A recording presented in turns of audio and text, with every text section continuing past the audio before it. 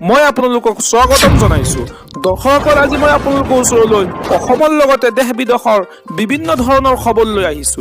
খবৰকেইটা খুবেই গুৰুত্বপূৰ্ণ, গতিকে ভিডিঅ'টো অলপো স্কিপ নকৰাকৈ শেষলৈ চাই যাব। নিতৌ এনে ধৰণৰ খবৰ পাই থাকিবলৈ আমাৰ চেনেলটো ছাবস্ক্ৰাইব কৰি ৰাখিব আৰু এটা কৰি লাইক কৰি আমাক উৎসাহিত কৰিব। আহক এতিয়া আমি ভিডিঅ'টো আৰম্ভ। এই মুহূৰ্তৰ কেইটামান গুৰুত্বপূৰ্ণ খবৰ।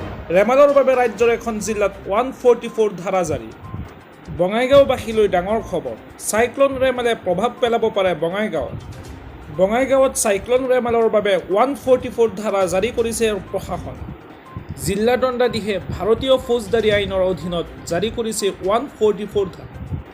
এই নিষেধাজ্ঞা আজি বিয়লিৰ পৰা 31 মে 2024 তাৰিখলৈ বাহাল থাকিব বুলি প্ৰশাসনে জনাইছে।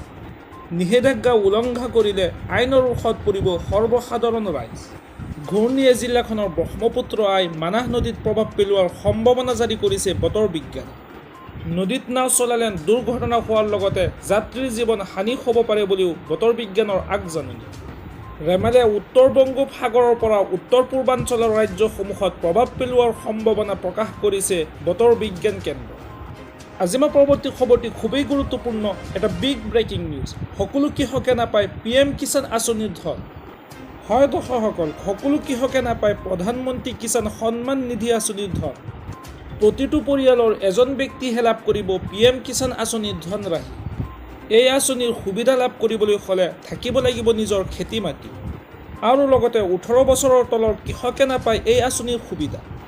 প্ৰধানমন্ত্ৰী কিষাণ সন্মান নিধি আঁচনিৰ অধীনত ধন লাভ কৰিবলৈ KYC থকাটো বাধ্যতামূলক কৰা হৈছে। পৰিয়ালৰ কোনো সদস্য সাংবিধানিক পদত অধিষ্ঠিত হৈ থাকিলে লাভ নকৰে এই আঁচনিৰ সুবিধা। ইয়াৰ পৰৱৰ্তী খবৰটি খুবেই গুৰুত্বপূৰ্ণ, এটা বিগ ব্ৰেকিং নিউজ। বিশ্ব কঁপাই যোৱা ভয়ংকৰ ভূমিস্খলন। জীৱন্ত মাটিত পোত গ'ল 670ৰো অধিক লোক। সমগ্ৰ বিশ্ব কঁপাই যোৱা এক ভয়ংকৰ ভূমিস্খলন। এই ভূমিস্খলনৰ ফলত মাটিৰ তলত পোত গ'ল 670ৰো অধিক লোক। লগতে সমাধিস্থ হ'ল 150ৰো অধিক ঘৰ। পাপুয়া নিউ গিনিত হোৱা ভূমিস্খলনৰ সন্দৰ্ভত ৰাষ্ট্ৰসংঘই দিলে এই তথ্য। আজি মই পৰৱৰ্তী খবৰটি এটা গুৰুত্বপূৰ্ণ খবৰ, এটা বিগ ব্ৰেকিং নিউজ। প্ৰচণ্ড গৰমত ইজনৰ পিছত সিজন লোকৰ মৃত্যু। উৎকট গৰমে দহিছে সমগ্ৰ ৰাজ্যবাসী। পুনৰ গৰমৰ বাবে হিট ষ্ট্ৰক হৈ মৃত্যু হৈছে যুৱকৰ। প্ৰচণ্ড গৰমৰ ফলত হিট ষ্ট্ৰক হৈ হঠাৎ ডুলি পৰে যুৱকজন।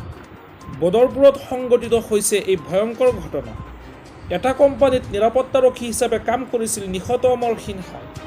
যুৱকজনৰ হিট ষ্ট্ৰকত মৃত্যু হোৱাৰ কাৰণ নিশ্চিত কৰিছে চিকিৎসকে।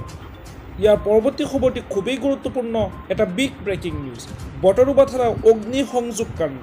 পুলিচে ঘৰ ভঙা 6টা মুছলিম পৰিয়ালক চৰকাৰৰ 32.5 লাখ টকা ক্ষতিপূৰণ। অসম চৰকাৰৰ শপতনামাত উল্লেখ কৰা মতে ইমামুল হকক 10 লাখ টকা আৰু মুজিবুৰ ৰহমানক 10 লাখ টকা দিয়া হৈছে, কাৰণ তেওঁলোক দুজনৰ পকা ঘৰ ভাঙি দিয়া হৈছে। ইতিমধ্যে অসম চৰকাৰে বটৰুবাৰ 6টা মুছলমান পৰিয়ালক আৰক্ষীয়ে বুলডোজাৰ ব্যৱহাৰ কৰি ঘৰ উৎখাত কৰাৰ ক্ষতিপূৰণ হিচাপে 32.5 লাখ টকা আদায় দিছে। অসম চৰকাৰে গুৱাহাটী উচ্চ ন্যায়ালয়ত এই বিষয়ে চলি থকা একাধিক গোচৰৰ শুনানিত বুধবাৰে শপতনামাযোগে এই কথা সদৰি কৰিছে। উল্লেখযোগ্য যে 2022 চনৰ 21 মে তাৰিখে প্ৰায় 30 জন লোকে বটৰুবা থানা ঘেৰাও কৰি অগ্নিসংযোগ কৰিছিল। থানাৰ জিম্মাত শফিকুল ইছলাম নামৰ এজন মাছ বেপাৰী মৃত্যু হোৱাৰ পিছত স্থানীয় লোকে থানা জ্বলাই দিছিল। আৰু এই ঘটনা সংঘটিত হোৱাৰ পিছতে আৰক্ষীয়ে এই কাৰ্যত জড়িত কিছু লোকৰ ঘৰ বুলডোজাৰ ব্যৱহাৰ কৰি ভাঙি পেলাইছিল। ইয়াৰ মাজতে শফিকুলৰ ঘৰো ভাঙি দিয়া হৈছিল আৰু ইয়াৰ ক্ষতিপূৰণ হিচাপে অসম চৰকাৰে 32.5 লাখ টকা আদায় দিয়ে।